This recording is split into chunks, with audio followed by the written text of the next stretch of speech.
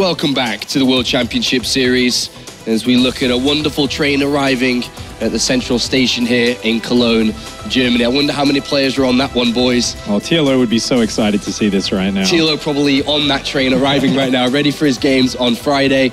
But we're here for Group F currently. Joining me on the desk this time is Sam and Jared.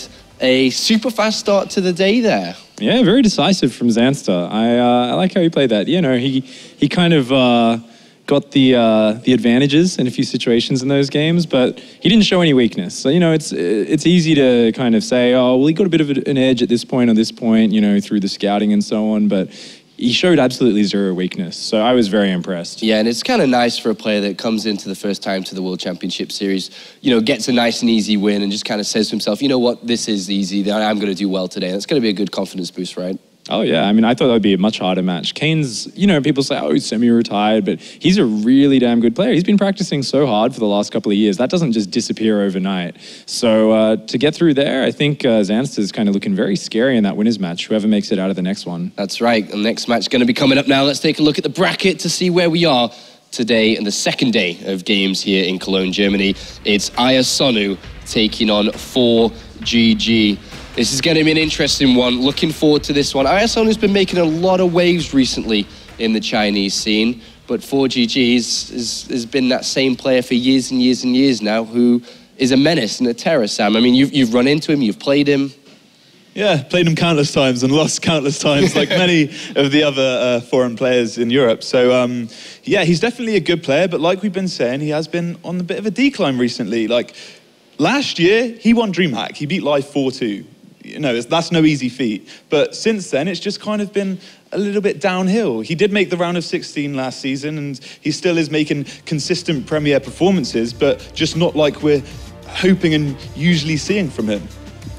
Yeah, especially last season, it's got to be a bit of a confidence knockdown for him. And there have been some doubts about, you know, is he still at that same level after going out so quickly in the round of 16? And he actually really struggled in the round of 32 last season as well. Now, speaking of that, recently he did almost take out Innovation in a TVT series, of course, at an IAM where he was very close, but there's no TVT today. He's got to play TVZ only. And it's a matchup where, while he's amazing at it, he's very aggressive and sometimes can get a little bit too predictable. So with 3 different Zergs there who have all been studying his play, I think, I mean, not only does he want to get out of this group as quickly as possible, in first place, so he doesn't have to show too many builds, but he's going to have to try and keep changing up his play between games or just somehow just play so much better than his opponents. He can't get too predictable here. And he's going up against a predictable player, to be honest, in a Chinese Zerg play. We know the Chinese style very well now after the last couple of years in StarCraft II. Full aggression, you know, absolute killers when it comes to playing aggressive StarCraft II. And that in the past has definitely been one of ForGG's weaknesses, is that he has been hit by heavy aggression and has been taken out earlier than expected. Yeah, I think that kind of goes with his style as well, though, because he's such an aggressive player. And when those two kind of styles collide, sometimes it isn't necessarily better for the Terran to be as aggressive as what he usually is. So I think the best way for him to approach this series is just to play a bit more conservative, play that defensive style like we know that he can. Like he's definitely showed us games where he has played that style. But against a player like iAsonu, who is an aggressive player, he should definitely take that route. One thing that's absolutely remarkable when looking at ForGG is since the very beginning of the World Championship Series back in 2013, he's played in absolutely every single Premier League. He's never been knocked out. He's never not qualified. And that is, you know, some next level consistency. But at the same time, as good as it is, that's expected of him as now. Like this, ForGG not qualifying for the Premier League would be a mind blower.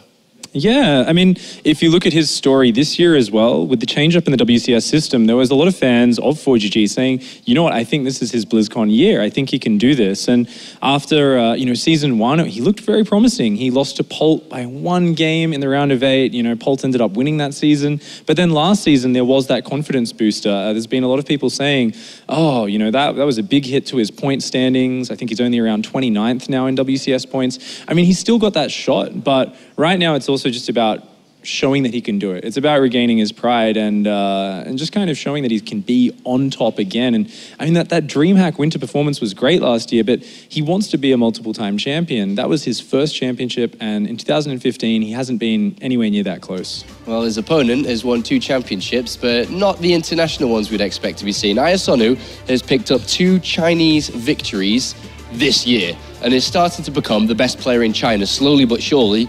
Already maybe in China, people starting to suggest that he already is. As you can see, dominating performance in Challenger. He played in the GPL, called the Golden Professional League, which feeds into the World Championship Series. Yep. And he's been doing so very well recently, making a lot of money in the Chinese scene. He's here on the international spot, and just like every player that feeds into the WCS, has a golden opportunity now to really showcase what he's made of and capable of here today, Sam. Yeah, and like you said, on that win that he did get, he was able to beat XY 3-1, a Terran player who's probably one of the better Terran players in China. So he's definitely got ZvT worth reckoning with. So whether he's going to bring that kind of dominance today, we'll have to wait and see. Well, let's take a look at the maps here, Pig, and you can give us your thoughts on this. It's going to be a best of 3, of course, always in the round of 32. They're going to pop up now just next to you. And the first map, Terraform, Cactus Valley, and Iron Fortress. What's your thoughts? Terraform for ForGG. He loves his mech and his TVZ. I think that's a great map for it. Cactus Valley for iAsonu. I think, that makes sense as a Zerg player to some extent, in that it can be a big map. If you get cross-spawn, it's fantastic for Zerg. There's so much space for Terran to get across. And if you're worried about someone making aggressive pushes like ForGG, that's going to be great. The final map, though, I think is the most interesting in the bunch. You've got Iron Fortress. And this is that map where, are we going to see a more aggressive style out of ForGG? I mean, we assume he's always going to mix in at least some mech, but I think Iron Fortress is the map where both players can go really aggressive or really greedy, and there's going to be a lot more variance, and that's the one where the real surprise factor lies. If we get to there, that's going to be the case. But let's take a closer look at map number 1, excuse me. So you mentioned that ForGG loves his mech. Why is this such a good mech map? Oh, it's just got so many choke points. You can see the spiral kind of S shape in the middle of the map, and there's so many choke points amongst that. Really, whenever you want to attack anywhere with a big army, you're always going to find yourself moving through a corridor, a tight area. That's where those siege tanks, those planetary fortress wall-offs, all of that just starts to really profit in those areas. The big Zerg armies, they just can't squeeze through them as well. So I think it is a really nice map for mech play. You've also got a lot of corridors around the sides where Hellions can make some nice run-bys happen. Is that what we're expecting then in this series? Or at least a lot today? I mean, there's 3 Zerg players in this group from ForGG. We're just going to be seeing mech all day? I think we definitely are from ForGG. I think, as we can see in the Korean scene as well, a lot of them have been still trying to play bio, but it hasn't been working as well. And ForGG, he's kind of been renowned for playing mech anyway. So the fact that that's kind of the go-to style these days, I think the majority of his games are going to be back. I'd like to see a bit of bio. I'd like to see him throw it in there just so he doesn't get blind countered. But I think the majority of today's games are going to be mech. So if we're going to take that assumption, what's the best way to play against that? I mean, it's really tricky from player to player, but if you're going up against that mech play, there's a lot of things you can do to sort of blindly assume it. You can take that bit of a gamble, go straight into roach-based play from the get-go, and as soon as you kind of confirm it's happening, I mean, you're in a great position to rush up to Hive and Vipers. Not only that, but if you're opening roaches, you're pretty much immune to any sort of hellbat aggression. So it's kind of a 2-for-1. If you can make that assumption, you're comfortable opening up with the roaches, it's a good way to go. Do you feel that ForGG is going to be feeling a bit of pressure, knowing that, very similar to Lilbo in the same way yesterday, is Lilbo, as soon as he lost the game or looked like he was going to lose, he started thinking about the eventual goal, which is to play at the global finals. You think that's something that ForGG thinks about, having not played the last 2 years at the global finals? I think this year it's definitely been in his sights, and I think it always is. ForGG, just from the amount he practices, right? His dedication's always there, his passion's always there, and BlizzCon is every player's dream. And if you've been at so many semi-finals, you've been in a couple of finals, you've taken a championship, like ForGG has, you've got to want it. But at this point, I think his focus is on right here, right now, because he knows it's really getting top 2 or even winning the season. That's the only thing that's going to really definitely cement him in BlizzCon at this point. So right now, he's just got to take it one step at a time. All right, it's time for my favorite part of the show. The predictions. Pig, you have to start first. I'm going to leave Sam to the last. Oh, That's his advantage. That's where he's actually getting all the wins from. You know, I haven't been able to see too many important matches in ZvT from iAsonu lately, but I have faith that he's just got a really good understanding of the game, and I think he will take one map away from ForGG, but I think in the end, ForGG's predominance in mech, his power as a player, he's going to take it 2-1. I'm going to agree with the 4GG winning, but I'm going to say 2-0. Confidence in 4GG. Yeah. Yeah. I guess that's one way to put it. Yeah, I'm feeling confident for him. I think that the way that Mech's kind of going these days and the fact that he's had so much practice with it already, I feel like it's just going to play into his style. All right, thank you very much, gentlemen. It's time to head to the commentary team once again. It's Todd and Colaris. All right, let's see if 4GG are adopted European son now, basically. He's been here forever. Can look to put a claim on Season 3, where the past couple of Premier seasons haven't looked as strong for him as they should be. People expect him to be of championship caliber. Yeah, he struggled a lot more as of late. In general, last season was really, I think he exemplified that pretty much. Yep. And everybody's kind of waiting to see if he can come back on form with the same kind of shape he used to be in terms of basically being able to put out very good results in tournaments. Usually not quite, championship caliber. He doesn't have like a very long track record of tournament wins. It's just been that one DreamHack that he won, and back in Brood War won an MSL. That's pretty much it. But usually he can go very far in these tournaments, and most of the time, or at least once upon a time, he did every single time. But as of late, not nearly as much. Can he do it, Carlos? Let's see if he can, because it will be game number 1 against his challenger in iAsonu to try and get themselves forwards here in the World Championship Series. As we have Swan down to the bottom right-hand corner, it is our blue Terran representing Millennium. It is 4GG. Oh, so strong in the end of 2014, but here in 2015 needs to step it up as he goes up against the top left-hand corner here in the red, representing Invictus Gaming. It is iAsonu. The expert panel, the analysis desk, and whatever you want to call it, they kind of touched on how Mech is doing really well these days, and 4GG, is one of the OGs that was using a lot of Mech, and now that he's doing really well, supposedly, he should be a big favorite here to take this group and advance on to the next round. Now, is it what's going to happen? I guess we can only wait and see, because 4GG, like we said, he's shown weakness in the past and a little bit of inconsistency as of late, which is very uncharacteristic of him. 4GG is like, he's supposed to be a little bit of a robot, so to speak. He wakes up every single morning, every day, which, to be honest, for a pro gamer is like unheard of. Usually we wake up in the afternoon and go to sleep late at night. He wakes up in the morning, practices long hours during the day. He has like a proper schedule. He lives, I would say, pretty healthy, like in a pretty healthy way in terms of, eating dinner, lunch and all that. And in the past, that's really been one of the things that I think has helped him be as consistent as he was.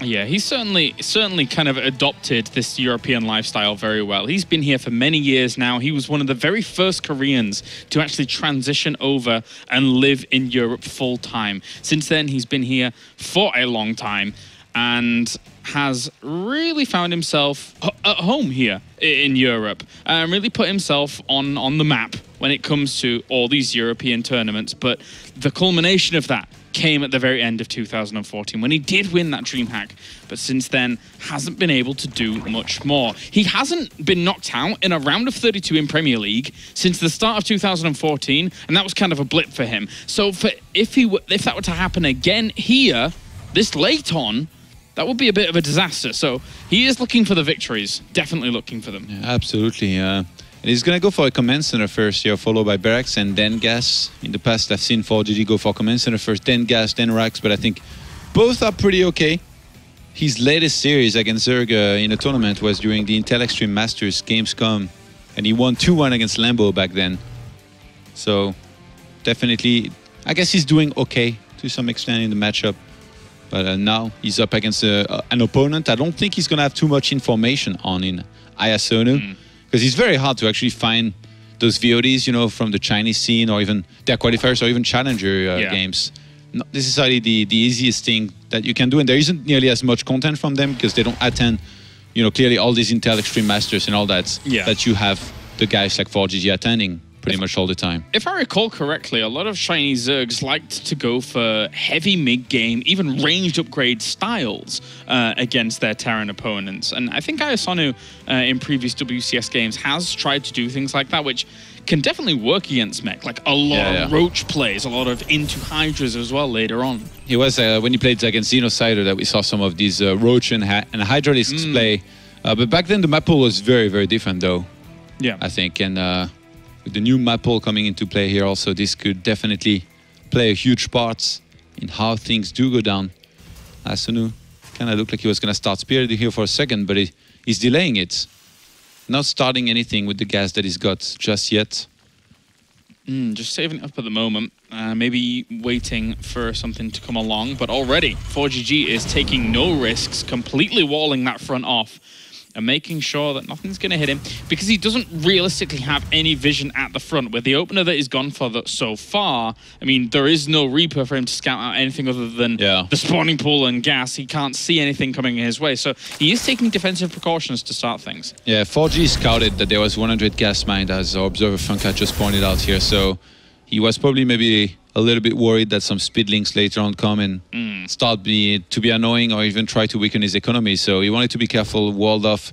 In this case, it's going to be a decently quick lair, not the fastest you can get, and a Roach Horn here for iAsonu, confirming these suspicions that you had, that we might see a range style with Roaches, possibly even Hydralisks, which, I mean, if you're iAsonu and you're playing as ForGG and you know that he likes mech as much as he does, I think one of the very good ways you could play it, or even defending the initial harassment, you get a bunch of Queen Cells, Roaches, you defend against whatever Hellions, Banshees are attacking you, and then you go into Hydralisk. Later on, you go into Vipers if you want to, unless you want to do an all-in. You can even play with Drop if you want to really go for some kind of all-in. He's going to have a lot of options here, this Arsenal, this iAsonu.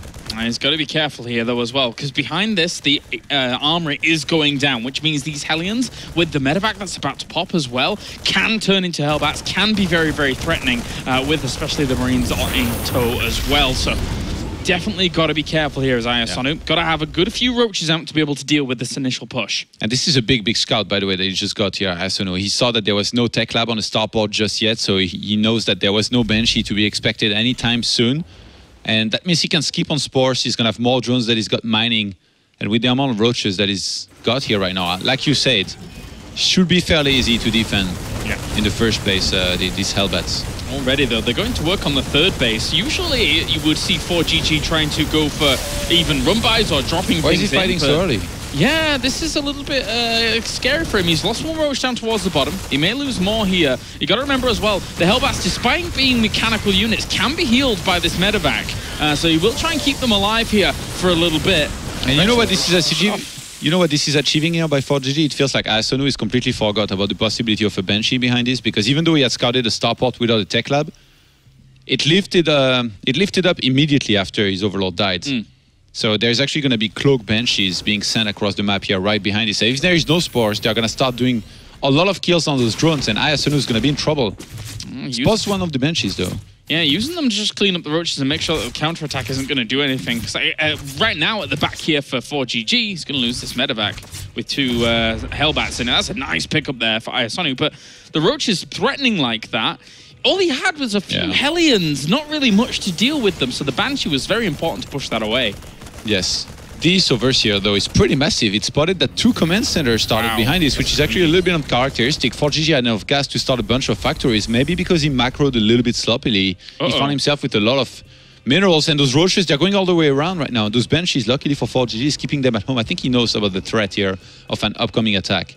There's a lot of Roaches. Ever so aggressive here, the Chinese players. We saw Shani yesterday trying to go for the aggression. iAsonu is going to follow on suit. Well, that supply depot is going to fall down very, very fast. And then the Roaches are going to get focused on down here.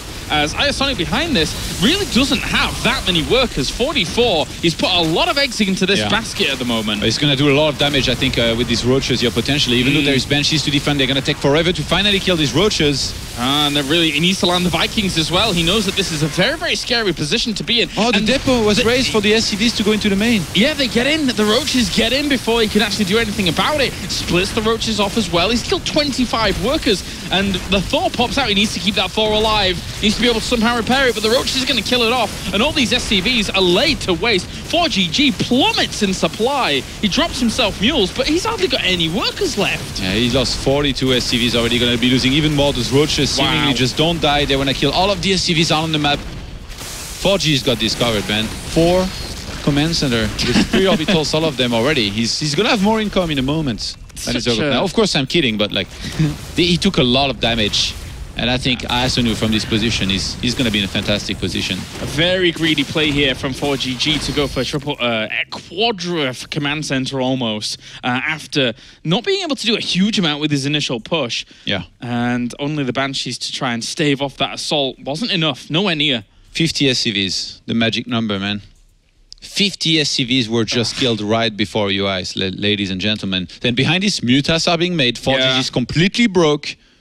He's got 13 SCVs to 62 drones. He's trying to use mules, but no turrets are up. Mutas are already flying across the map, and Thor-wise, we only have a single one up with no other one in the production tab. He could go to aggression and assault that Thor instantly with this force, and then there's nothing that ForGG can do about it. He's going to try and use his Clo Banshees here, though, to get him back into this game, but they've got so much work to do.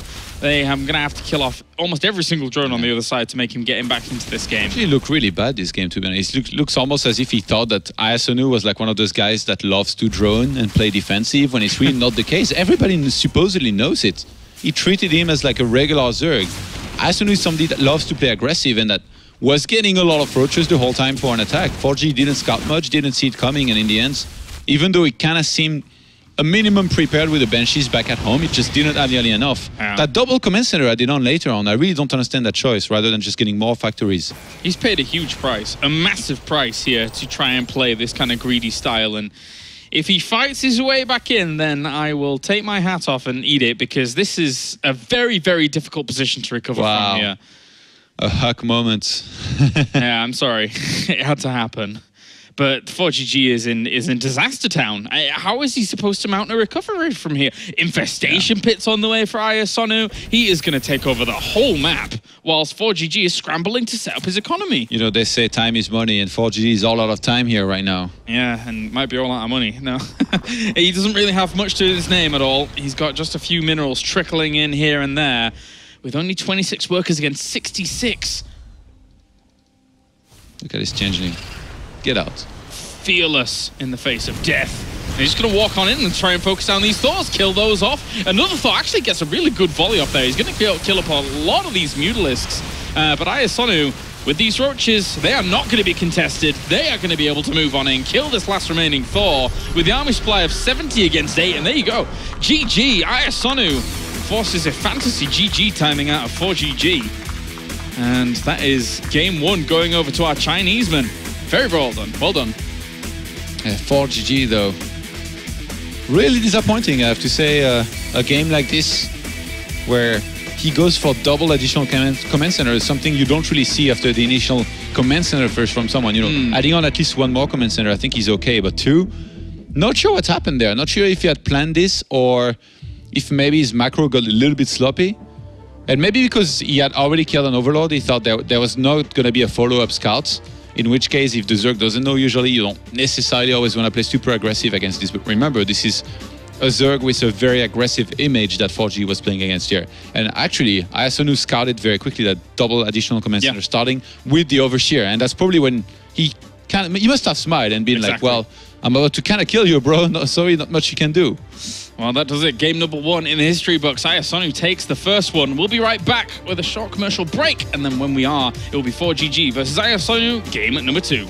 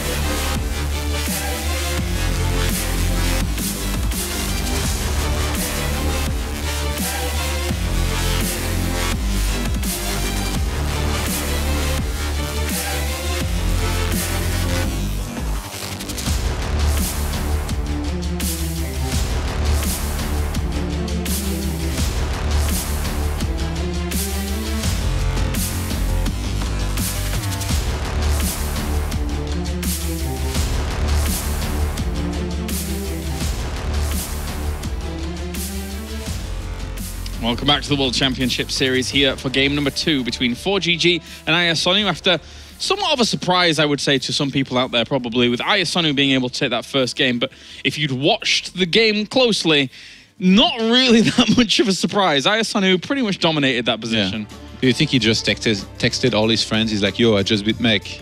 the earliest stages of Mech possible. And he's like, wow, how did you manage? It's like, well, he had nothing. Just did my thing. Mid roaches, it was good. It was good. Going on to Cactus Valley here, Todd, though, this is a bit more of a difficult map to really kind of make some Mech work, right? Well, it's supposed to be, but as of late, we've seen it work on every single map. Yeah, true. Given you don't die in the early game. And given some of the caliber of players, we've seen it from people like Innovation being able to pull it on out. But anyway, let's get into it. Getting into the bottom right-hand corner, we have our blue Terran representing Millennium. It is ForGG. Can absolutely not afford to go out here in the round of 32, given his caliber. And up to the top right-hand corner, we have our red Zerg, our Chinese player. It is iAsonu. If ForGG goes out in this group here, I think it wouldn't just be a big upset. I think his road to BlizzCon just ends. Oh, yeah. Definitely, definitely. He's currently quite high up in the rankings at the moment. I think around 26th? Okay.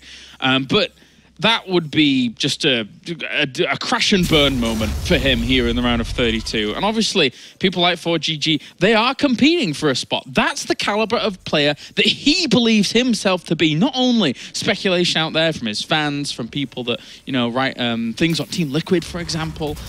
He is very good, but in that game, it wasn't there. Everything didn't kind of click together.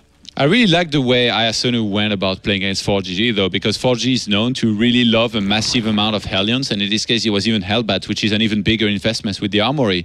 Sure, it allows him to go into Thors later on, which means only one thing, then that he doesn't get siege tanks. Yeah. And as much as he likes Banshee, ForGG, since he opened with a single Medivac drop, he only had 2 Banshees when this big attack finally hit. So iAsonu, it's almost as if he knew the whole time that this massive roach attack was always going to do a lot of damage. And he's a big fan of those. It's kind of going for the build that ForGG just went for in map number 1. It's kind of like tempting the devil. You don't want to do that. Yeah, definitely. ForGG is going to open up a little bit differently already. Getting himself a Reaper out, wants to keep eyes on his opponent, sees what is going on. Because, let's face it, iAsonu, with the kind of aggression that he portrayed before, and we know that the Chinese players do like to go for aggressive moves, you've always got to be a little bit careful. But hey, Bunker starts up at the front. Wow, that's ambitious. Drone's already out to greet it. Yeah, and actually, iAsonu even canceled the extractor he was getting here, fully realizing, I think, what's happening, and they was going to be losing quite a few minerals here to defend this property.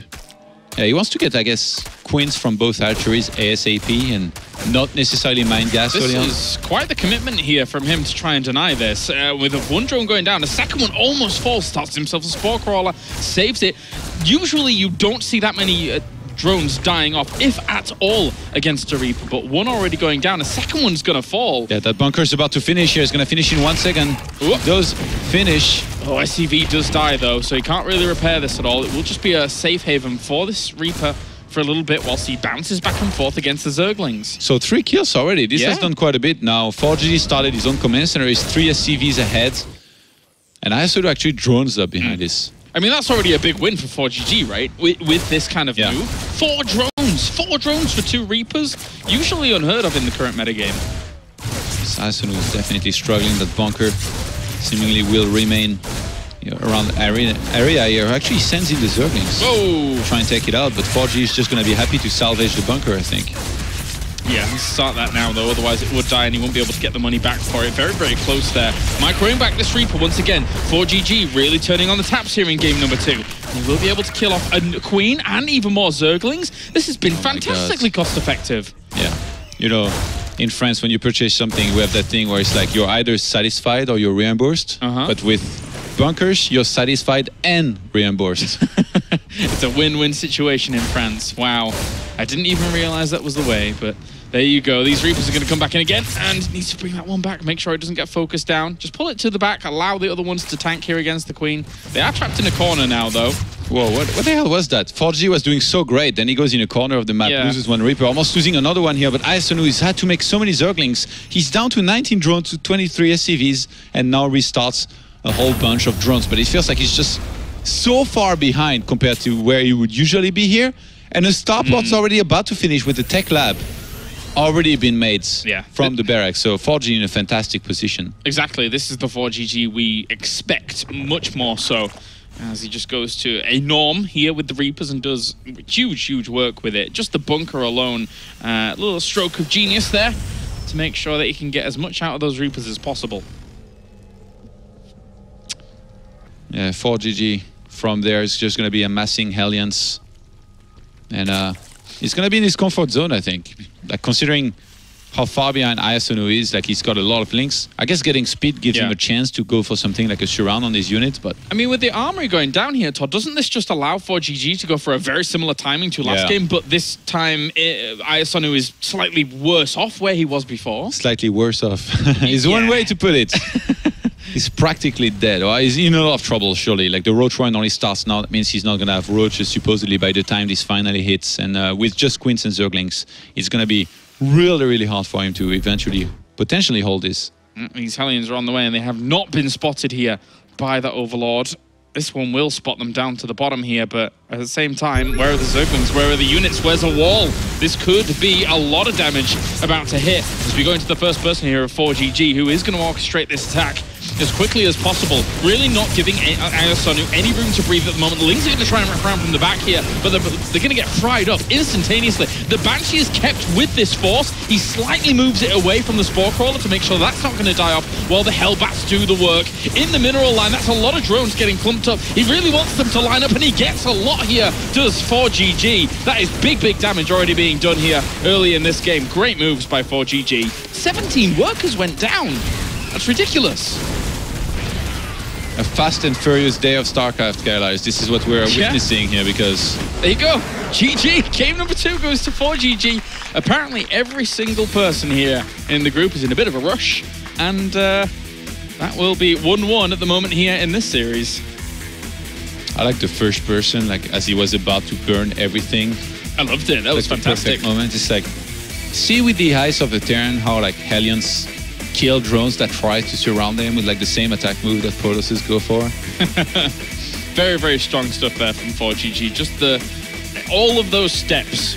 I say all of those steps. There really wasn't that many. Just the initial the Reaper poke, and then being able to follow it up with a very similar and strong attack there. With even the Banshee in tow, really adds on a lot of damage. Do you think ForGG texted his friend, "Hey, I just won with Mech"? We'll keep going back to it. That's funny, man. It's time to see a real game, Carlisle. Yes, okay? Yes. Everybody agrees on that. It's time to see a longer game. A bit of a mix of everything here. Tanks, Hellbats, Banshees, Vikings, Thors, and on the other side, potentially a Roach, Hydra, Viper, maybe some Mutas. Yeah. Our next map... It's been all about the early game. Our next map is going to be Iron Fortress here between these two players. So, a map that we have once again seen Mech on, and we've seen different varying ways of being able to deal with it. Obviously, it's a very open map here, Todd, on Iron Fortress.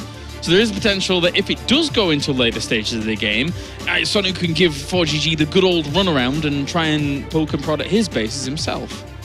Yeah, the thing is, it feels like Mech, if it's done properly right now, it's extremely hard, almost impossible for Zerg to really deal well with it, unless you know exactly like which variant of it is being done and executed, and then you can kind of counter in your own way. But it's been pretty tough for Zerg, seemingly, in most tournaments.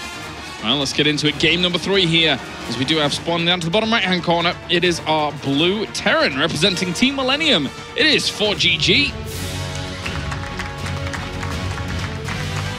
Bringing it back there with the kind of game that we expect to see here from our ForGG. And then up to the top left-hand corner, we have our red Zerg representing Invictus Gaming. It is iAsonu.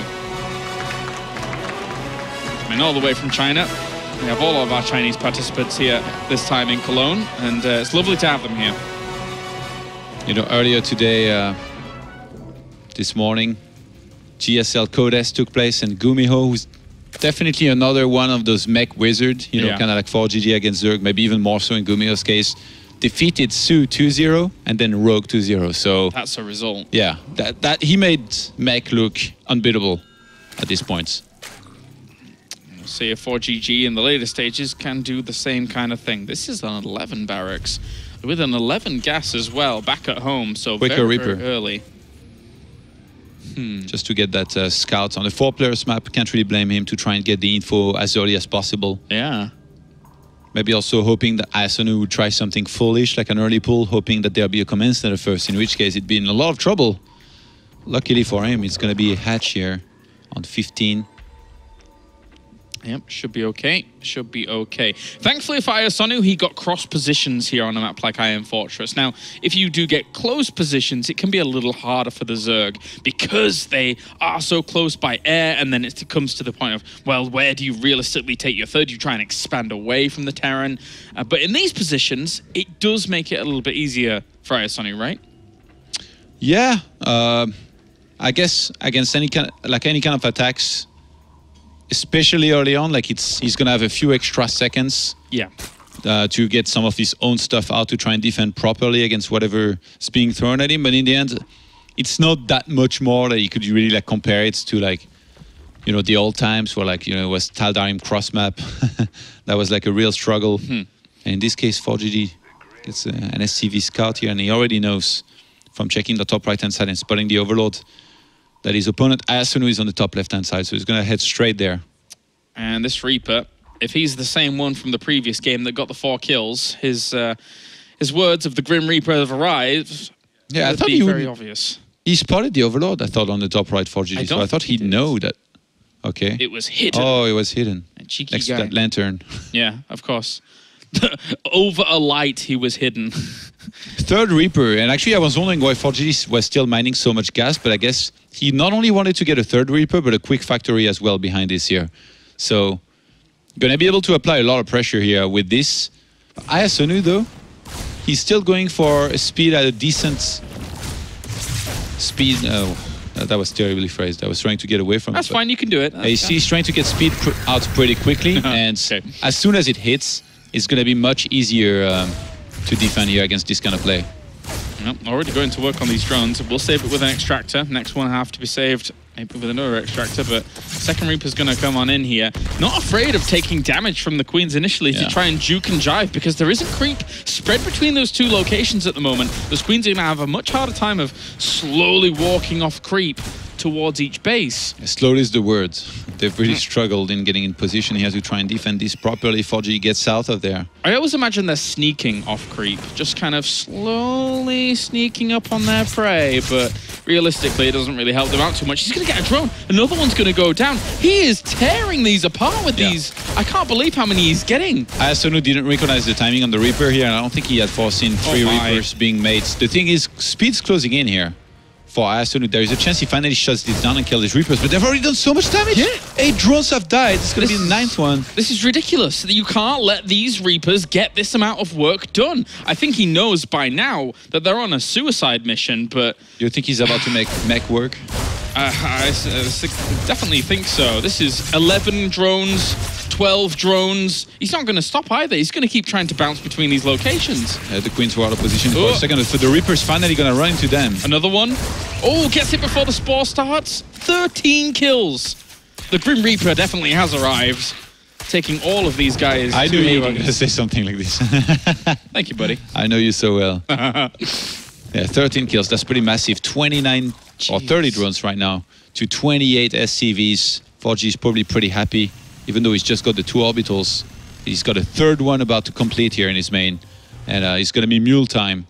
Entirely skipped on the starport though, and instead went for Steam Pack a little bit earlier. So not going to be playing mech here on this map and in these positions. He rather play bio to try and maybe close it out pretty early with the medivacs that he's going to get. Look at iAsonu going for his 3rd hat-trick, going for Leia. Roach Warren's gone down as well. Of course, he knows that there is the potential of this Hellion follow-up doing big damage to him, but I don't think he quite fully knows about the barracks transition here. he's going to put himself in a bad spot. I think ForGG must be kind of hoping that iAsonu does something reckless, like a mass roach, either defense or even all in himself, and then he runs into a lot of Marines with Steam Pack and gets demolished. He needs roaches right now. The Hellions are on the way. How is the wall looking at the front? I mean, are they just going to go past the Queens? What wall, Killers? Oh no, the fact that he doesn't have a wall either, they're going to go into the main base. He's trying to even block off or something. I'm not sure what that was, trying to save that drone, but there's so many in the main base once again that are going to be under threat. He's just going to burn them up. Oh, this is getting way out of hand. iAsonu has been taken for a ride here with these Reapers into the Hellion transition, and the drones never stop burning. That is 19 workers going down extra for 6 Hellions. Yeah, that's a pretty good trade here for ForGG. He lost a bunch of Hellions, but he kills so many drones that it doesn't even matter. 44 SCVs to 24 drones. At this point, he scans the natural, spots the roach warren, and even going to see a bunch of those roaches popping out. ForGG knows that all he has to do is basically stay alive a little bit longer, defend, and then start Medivac dropping and have some fun in this game to win it. Made the second starport by accident, but he's going to cancel that. Yeah, especially, just get a siege He tank could have out. just got Cloak Banshee on one starport and Medivacs on the other, and he would have been okay. With the position he's in, he might as well have done that. Yeah, he definitely could have. It's just going to be roaches at the moment here for iAsonu, trying to get that creep spread going as quickly as possible through the middle. And then the siege tank is going to keep ForGG so well defended against this. Can't believe that 32 drones already have died here in that game. And there's not being any produced at all. So iAsonu is just gearing up for one last ditch effort, one last hope to try and keep himself in this best of 3 after a really strong first game. One might look back at it and say maybe it was just ForGG's folly. Again. ForGG. What is he up to? Was that a barracks that time? No, I'm not sure. He was blocking his own buildings a little bit, so he's just going to cancel this attack here that's coming up. ForGG, all he has to do is defend, and I think iAsonu is just going to tap out. Yeah. Surely he must have enough as well. Very difficult to break through this location. There you go, GG.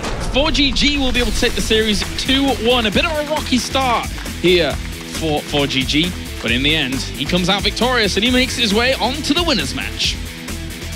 No mech in that last game, I think we can say it. He wanted to go into bio after the early damage that he had done, and ForGG finally, he gets a wake-up call, I think, from that first game, because that was a pretty sad way to open up the series, I think. Yeah, that's not what we really expect from him. Likewise, he doesn't expect it from himself. So went to the Reaper openers, and look at how much damage he was able to do with in both games, in fact. So we will be seeing him go on to the winner's match, and he'll be going up against Zanster there. Of course, whilst in the lower bracket game, we will have Kane going up against iAsonu in a Zerg versus Zerg, a knife fight to the death, Todd. A knife fight to the death, that's how you describe ZvT? That's how it goes. That's how it goes. Okay. Yeah. So, obviously, do you have high hopes for You realize that Zerg units, they kind of like spit or throw stuff, like most of them, like, roaches, hydralisks. So I mean, they're going to spit on each other until... yeah, I guess so. Until one of them dies. Mine was even a slightly more pleasant version of this.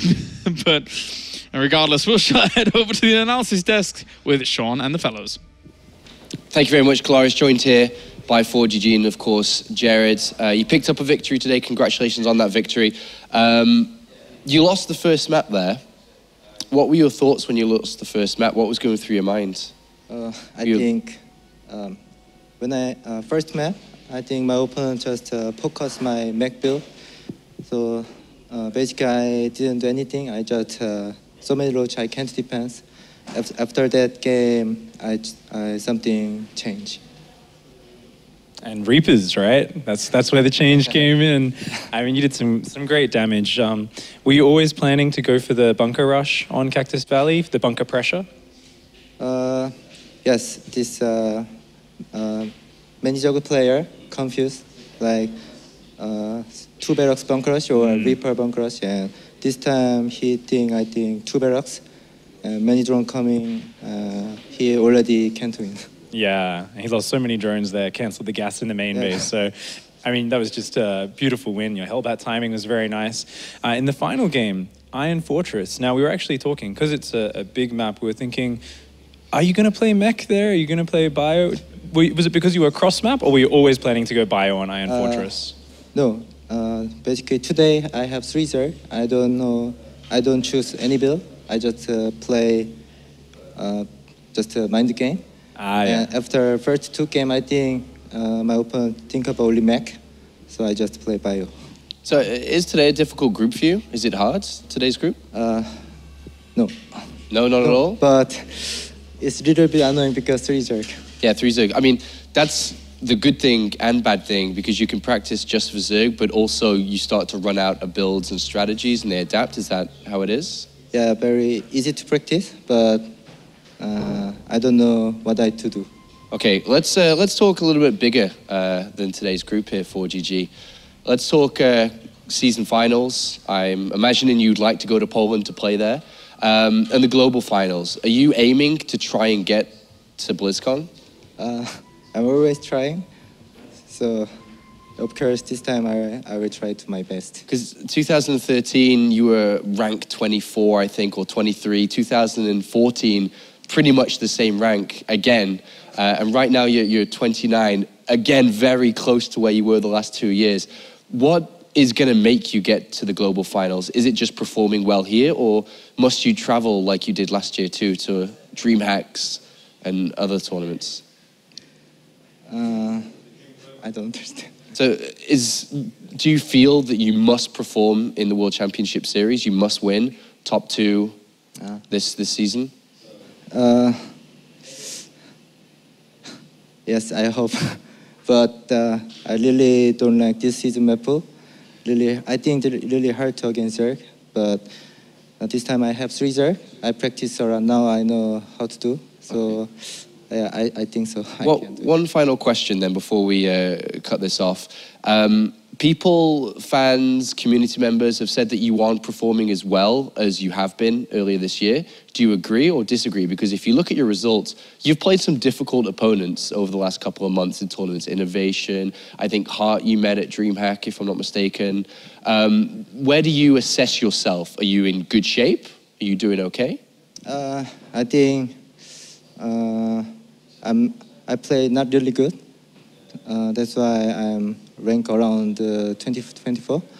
So I think I have to be really a lot of practice this time. If I go to Poland, and then maybe I can go BlizzCon. Okay, thank you very much, ForGG, and best of luck in your next match. ForGG will be playing in the winners match just around the corner. We're going to go to a quick break, and when we return from that, it's time for the lower bracket game. One of these players must go home. It's going to be Kane versus iAsonu in a fast and furious Zerg versus Zerg.